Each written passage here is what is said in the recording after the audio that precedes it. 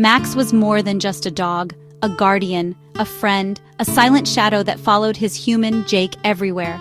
Their bond wasn't built on words, it was built on something deeper, something primal, trust, respect, a shared energy like a calm, steady river. Max, a strong German shepherd, sable and midnight coat. He knew Jake through scent, sound, feeling. He knew Jake's heart when he was happy. He felt the heavy air when Jake was sad. This is the language of the pack. Jake rescued Max from a shelter years ago. Max rescued Jake back. A reason to walk in the park on lonely evenings. A reason to laugh at tail chasing. A steady presence in a quiet house. The night of September 8th, 2025 began like any other. A deep, velvety darkness had settled over the quiet suburban street. The moon was a pale sliver, hiding behind a thick blanket of clouds. A gentle breeze rustled the leaves of the old oak tree in the front yard. Inside, Jake had already turned off the television, the blue light fading to black. The living room glowed with a single lamp. Max lay on his favorite rug by the fireplace, head on paws, his breathing deep and even. Yet part of him remained on high alert. A dog's senses are always working. He heard the faint scuttle of a mouse in the wall. He smelled the damp earth outside. These were known. These were safe. Then a new energy crept into his periphery. His back hairs tingled. It started as a low, almost imperceptible vibration. A distant rumble, a car moving too slowly, engine a guttural growl. This wasn't a neighbor. This was predatory. Max's ears swiveled forward, two perfect triangles. He lifted his head, eyes wide and focused. He held his breath, listening. The car engine cut out. Silence deepened. The silence felt heavy, tense, waiting. The silence outside was a lie. To Max, it was screaming with danger. He could hear the soft crunch of gravel as heavy boots tried to move without a sound. He heard the whisper-thin scrape of fabric against the bushes near the porch. These were not the sounds of a friendly visitor. This was the sound of a hunt. A low growl began to vibrate deep in his chest, a rumble of thunder warning of the coming lightning. It was a sound Jake had rarely heard, and it instantly broke him from his literary trance.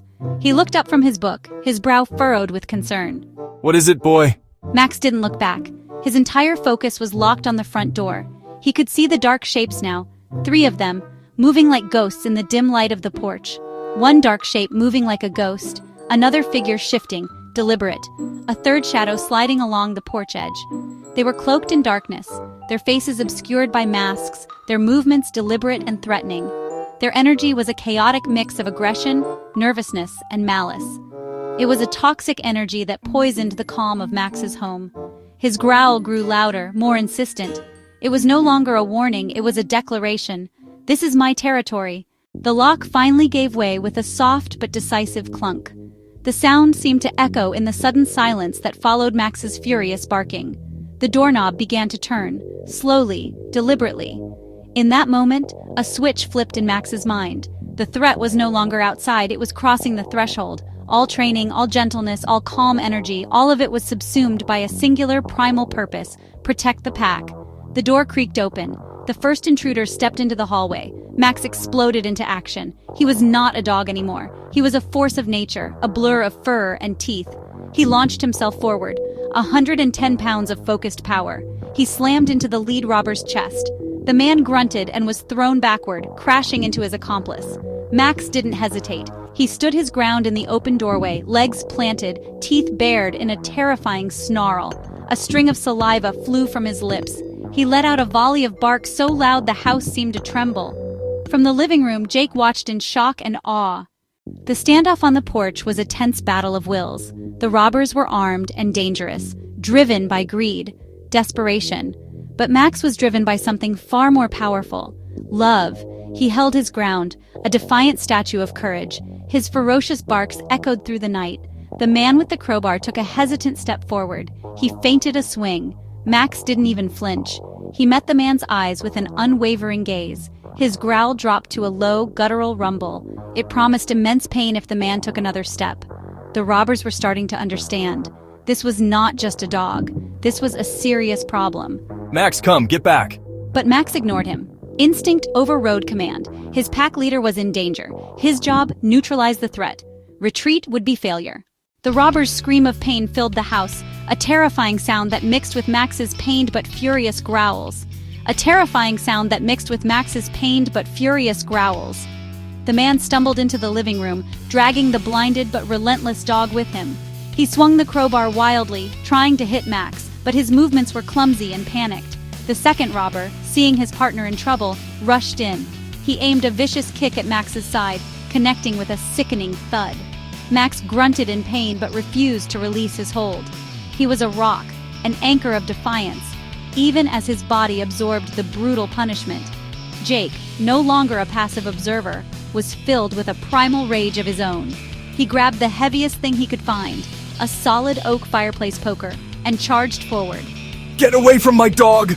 He roared, his voice filled with a protective fury that mirrored Max's.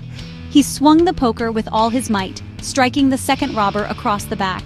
The man howled and stumbled away, momentarily stunned by the unexpected resistance from the homeowner they had assumed would be a coward. The chaos was absolute. It was a desperate, violent struggle in the small living room.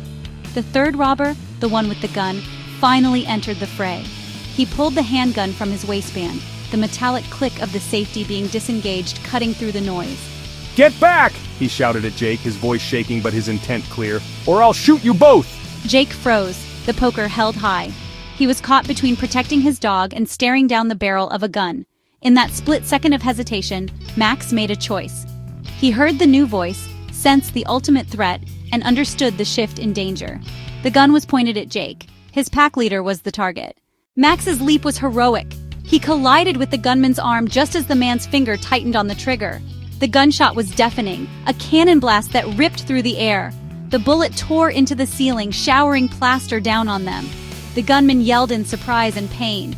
Max's teeth sank into his forearm. The gun clattered to the floor, sliding under the couch. The immediate threat of the firearm was gone, but the fight was far from over. The other two robbers, seeing their leader disarmed, renewed their attack with a vengeance. The one with the crowbar brought it down hard on Max's back, and Max's hind legs buckled. He cried out, a sharp, piercing sound of pure agony, but he did not let go. His body was failing him. Spirit, his loyalty would not break. He held on with the last of his strength, his jaw locked on the gunman's arm, his body trembling with pain and exertion. He was giving Jake precious seconds to act. He lunged for the fallen gun, his fingers closing around the cold steel. At the same time, the second robber kicked Max again, a brutal, final blow to his already injured side. With a pained whimper, Max's jaw finally went slack. He collapsed to the floor, his body limp, his breathing shallow and ragged. He had done all he could. The silence that descended upon the living room was heavy and suffocating. The only sounds were the ragged, shallow breaths of Jake, and the faint, almost imperceptible whimpers coming from the floor. The scent of gunpowder, the smell of sweat, the metallic tang of blood hung thick in the air. The room was a wreck, overturned furniture, shattered glass, a dark pool spreading on the rug, but Jake saw none of it. He dropped the gun, its job done, and fell to his knees beside Max, cradling him. His heart felt like it was being squeezed in a vice. Max! Buddy! Jake whispered, voice trembling.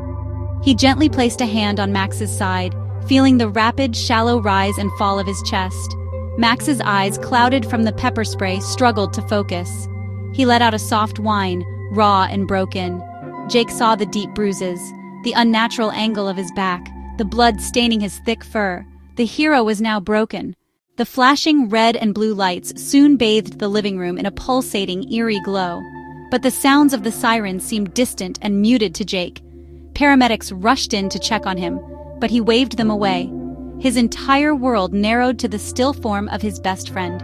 The police officers who arrived saw the scene, the blood, the signs of a violent struggle, and the broken man kneeling over his dying dog, and understood immediately. This was not just a robbery, it was a tragedy. One officer, a dog owner himself, placed a gentle hand on Jake's shoulder. "The emergency vet is on their way." "He held on for you. He's a true hero." But Jake knew it was too late. He could feel the life draining out of Max. His breathing had become a series of soft, shallow sighs.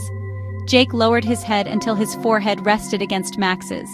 He closed his eyes, trying to send his own energy, his love, his life force into his friend, willing him to hold on. Don't leave me, Max. Please don't leave me.